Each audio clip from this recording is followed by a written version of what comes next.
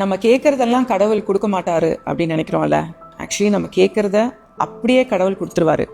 ஆனால் அது கொடுத்ததுக்கு அப்புறம் கூட நம்ம டிசப்பாயின்மெண்ட் ஆகிற மாதிரி சில டைம் இல்லை, நிறைய டைம் ஆகிடும். இந்த கதையில் எக்ஸ்பிளைன் பண்ணுறேன்.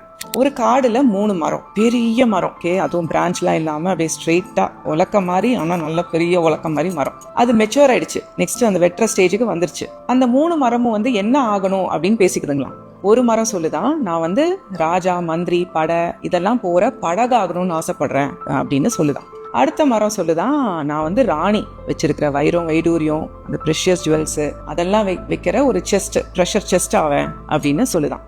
3வது மரம் சொல்லுதான், இதெல்லாம் என்ன உங்க ஆசை, நான் ஃபியூச்சர், ராஜாங்கத்தோட ஃபியூச்சர், அரசகுமாரர், பிரின்ஸ் பிறந்து படுக்கிற தொட்டிலா நான் ஆக போறேன் அப்படின்னு 3ம் அதோட மேனிஃபெஸ்டேஷனை சொல்லுதான். அன்னைக்கு சாயந்தரமே ஒரு உட்கட்டரும் அவரோட பையனும் பார்த்துட்டு, டே என்ன மரண்டா இது 3ம், ஒரு மரத்தை வெட்டினா ஒரு வருஷத்துக்கு நம்ம விறகுக்கு ஆளாச்சுன்னு சொல்லிட்டு 3 மரத்தையும் வெட்டி சந்தோஷமா எடுத்துட்டு போறாங்க. வீட்டுக்கு போன உடனே அந்த பையனோட ஒய்ஃப், அப்பதான் கல்யாணம் ஆகி அவங்க பிரெக்னெண்டா இருப்பாங்க.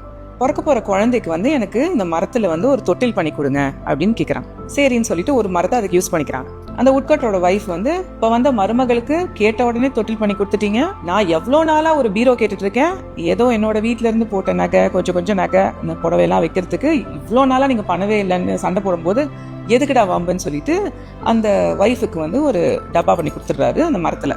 அப்புறம் அந்த பையன் சொல்வானா, அப்பா நம்ம இந்த கிராமத்துல, இந்த ஊர்ல நம்ம விற்கிறத விட 6 கடந்து போய் அங்க பெரிய ஊர் இருக்கு, அங்க போய் வித்தா நம்மளுக்கு லாபம் நிறைய வரணும்னே. ஆமாண்டா மகனே, நீ சொல்றது கரெக்ட்னு சொல்லி ஒரு சின்ன படகு பண்ணிடுறாங்க. ஒரு நாள் நைட் என்ன ஆகுது, திடீர்னு மழையில தட்டுறாங்க யாரோ. போய் பார்த்தா அந்த ஊர் ராஜா, அவங்க மனைவி, குழந்தை, மினிஸ்டரு, அப்புறம் கூட பாதுகாக்கிறதுக்கு 2 பேர் எல்லாம் நிக்கிறாங்க. என்னன்னா எதிரி நாடு படை சூழ்ந்துருச்சு.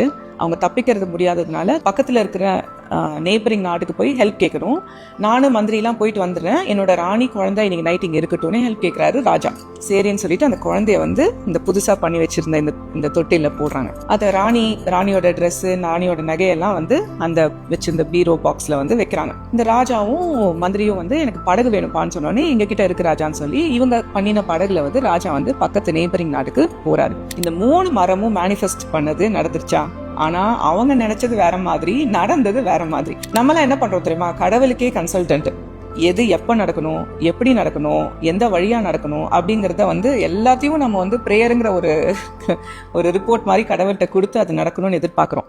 அதுக்கு பதிலா எனக்கு என்ன நல்லதோ அது உங்களுக்கு தான் தெரியும் கடவுளே, நீங்க பார்த்து செய்யுங்க அப்படின்னு கடவுள் கிட்ட விட்டுட்டோம்னா பெஸ்ட் ஆஃப் த பெஸ்டா நம்ம லைஃப்ல எல்லாம் அமையும். இதுதான் மேனிஃபெஸ்டேஷனோட ட்ரிக்.